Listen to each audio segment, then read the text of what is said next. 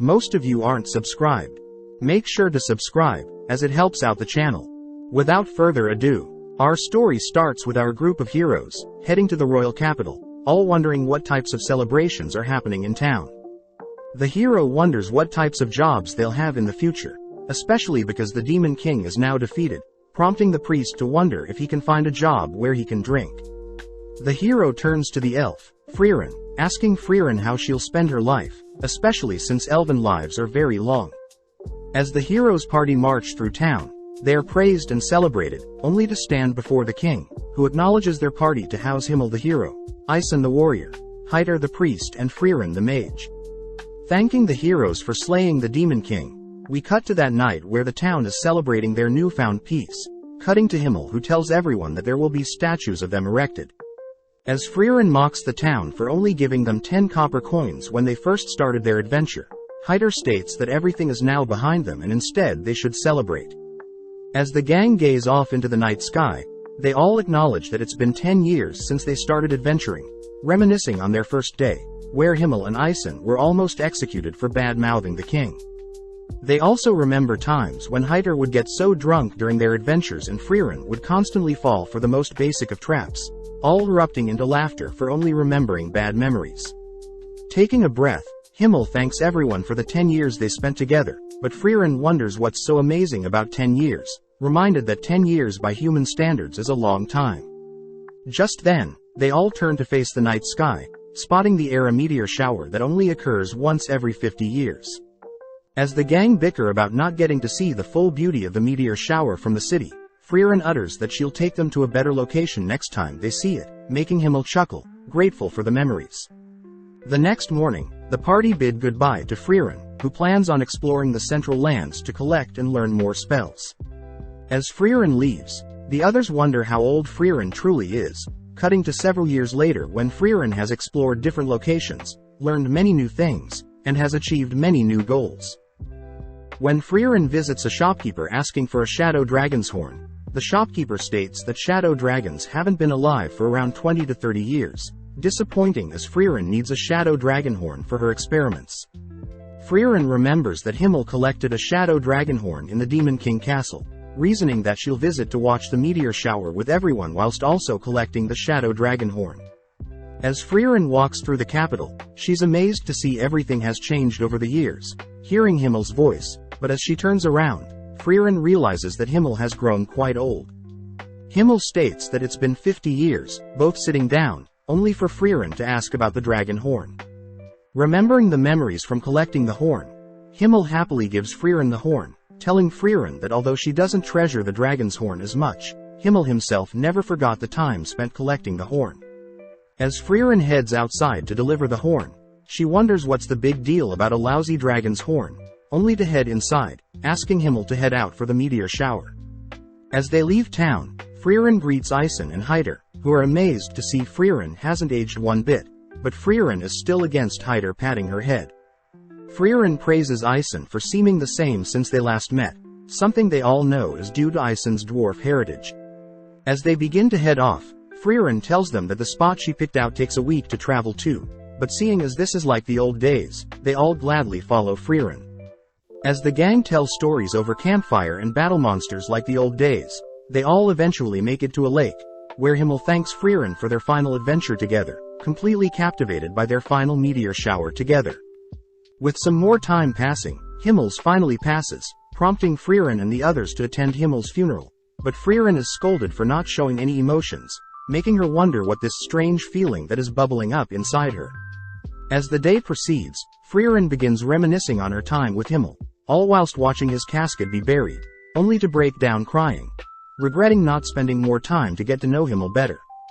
A few days afterwards, Heider reveals that he'll be heading back to the Holy City, getting one last look at Frieren as Heider states he'll probably pass away soon due to all the drinking.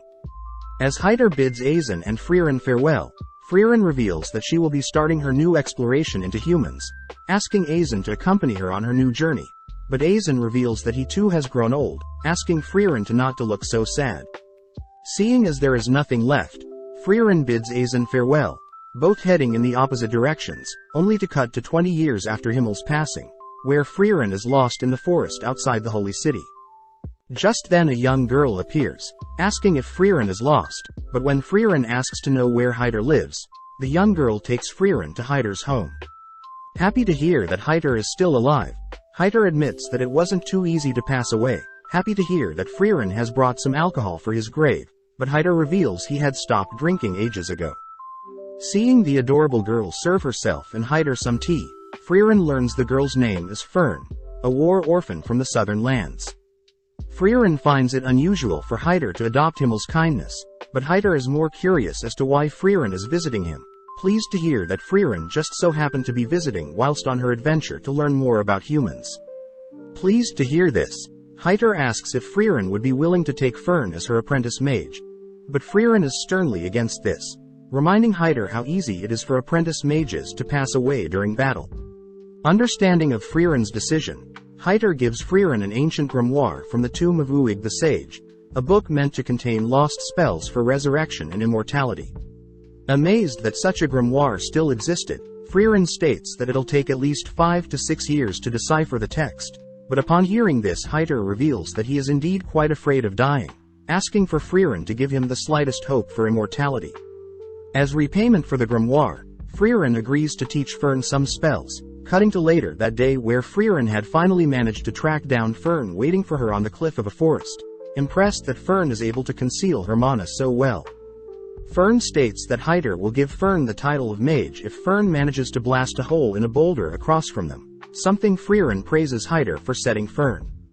Out of nowhere, Fern conjures a powerful beam of magic, but the beam falls short of reaching the boulder, giving Frieren some motivation to teach Fern, happy to hear that Fern likes magic just like herself. Taking Fern to a nearby waterfall, Frieren tells Fern that long-range magic consists of 3 key factors, these being mana capacity, strength of firing the spell and the level of the mage itself. When Fern confirms she knows this already, Frieren states that Fern's spell falling short means Fern is lacking in mana firing strength, something Fern will need to spend time on. Seeing Fern upset, Frieren reminds Fern that her magic control is still very high, something very unique especially for such a young age. That night, Frieren shares a meal with Heider and Fern, only to end the night by studying the grimoire. With several years of Frieren training Fern, all 3 spending time together and Frieren deciphering the grimoire, Frieren reports to Heider that Fern has grown so much in 4 years. With Heider happy to hear that, Frieren mentions how she'll probably finish deciphering the grimoire before Fern becomes a fully fledged mage, but as Frieren turns to check on Heider's reaction, she spots Heider has collapsed.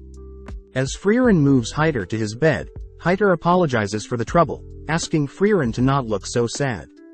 With Frieren promising to decipher grimoire fast, Frieren first heads out to inform Fern that Heider has collapsed, asking Fern to halt her training to look after Heider. Sadly, Fern states that if she stops now, she won't be able to show Heider how strong she's gotten before Heider passes, revealing that Heider was the one that saved her. Flashing back, a young Fern is seen grasping onto a necklace with a picture of her family, wondering if she should take her own life. Out of nowhere, Heider appears, advising Fern to reconsider her actions as Heider once had a friend that had passed away. Heider states that his friend was the epitome of justice, and Heider had wished that his life was taken instead of his friend, but since his friend is no longer with him, Heider states that he'll stay alive to ensure the memories of his precious friends live on. With the young Fern remembering the memories she had with her family, Fern in the present declares that Heider had always feared of leaving Fern alone. Therefore Fern states that she wants to show Heider she can fend for herself before Heider passes away. With Frieren understanding Fern's wishes, Frieren states that she'll allow Fern to do as she pleases, heading back to continue deciphering the grimoire. As more time passes, Fern is seen continuing to improve her mana capacity and firing strength, all whilst Frieren finishes up deciphering the grimoire, only to ask if Heider already knew the grimoire didn't contain any spells to bring back the dead nor immortality. Heider reveals that magic for immortality doesn't exist, happy to hear that Frieren now considers Fern a mage, meaning Frieren can finally take Fern with her on her travels. With Frieren realizing Heider had tricked her into training Fern, Heider states that her reward is in the nearby drawer, asking for Frieren to take Fern and leave by tonight. Frieren calls out Heider for trying to act tough, revealing that Fern has been waiting to say goodbye to Heider, breaking down as Frieren orders Heider to spend his remaining time with Fern. As Frieren goes on a walk, Frieren learns that Heider had saved Fern, knowing that Himmel would have done the exact same thing, leaving Heider and Fern alone, only to confirm that Fern had managed to reach the boulder. The next day marks the death of Heider, prompting Fern and Frieren to pour out some booze on Heider's tombstone, only for them to head elsewhere. With 26 years passing since Himmel's death, Fern and Frieren continue to adventure together, both completing tasks in order to acquire new spells. Their most recent spell produces warm tea, whereas some previous ones involved removing rust from bronze statues and turning sweet grapes sour. As the two head to their next adventure, they meet up with an old lady, guided to an old statue of Himmel. The lady reveals that her town was attacked by a monster years ago, but luckily Himmel had arrived and saved them, ultimately leading to a statue of Himmel being made of him. When the old lady mentions how sad it is to see the statue all beat up, Frieren corrects her, stating that it's Himmel's fault for accepting a statue of himself be made, something that reminds the lady that there was an elf with Himmel at the time. Without saying any more, Frieren helps clean up the statue, pleasing the lady, but the old lady finds it sad that the scenery around the statue is too plain. Before Frieren can use a spell to grow some flowers, Frieren suddenly remembers Himmel's favorite flower, the blue moon weed. As the old lady takes them back to her home, she's surprised to hear Frieren knows about the blue moon weeds, as they used to grow in a nearby forest, but have since long died out. Seeing Fern acting weird, Frieren asks to see what Fern is hiding, discovering that Fern has been hiding seed rats in her coat, intending on setting them free. With both girls heading out, Frieren states that they'll be heading to the nearby forest in hopes of finding some blue moon weeds, something Frieren acknowledges is for her own selfish desires.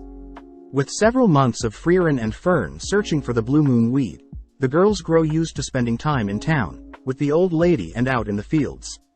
One day, Fern has a chat with the old lady, sad to see that Frieren is fixated on searching for this non-existent flower, even though Frieren could be saving lives. Hearing Fern so intellectually convey her feelings, the lady hands Fern a bag of seeds, asking Fern to tell Frieren how she truly feels. Mustering up the courage, Fern tells Frieren how she feels, prompting Frieren to apologize, as she promises to end her search soon. Fern demands to know when, but Frieren points out that a nearby seed rat is leaving behind a trail and that they should follow it. As the girls chase after the seed rat, Fern wonders why Frieren is so fixated on collecting spells, but Frieren states she only started collecting spells because a special someone had begun complimenting her knowledge on spells. As both girls stop in front of an abandoned building, Frieren states that seed rats often hide seeds in different locations, but when Frieren catches a blue petal, Frieren leaps onto the top of the building. Flashing back, Frieren remembers a time when Himmel had told Frieren his favorite flower was the blue moon weed, hoping to show Frieren one day. On top of the building, Frieren is amazed to see so many blue moon weeds, grateful to finally lay eyes on them. As Fern follows after Frieren, Fern still can't understand why Frieren loves collecting spells, but Frieren reminds Fern that Fern became a mage to impress Heider, something very similar to Frieren's situation. As the girls return to show off their work to the old lady praises the girls for decorating the statue, but before Frieren leaves, she repays Heider for his gift in the past. Check out one of our other videos on the screen or in the info card above. Subscribe, like and comment.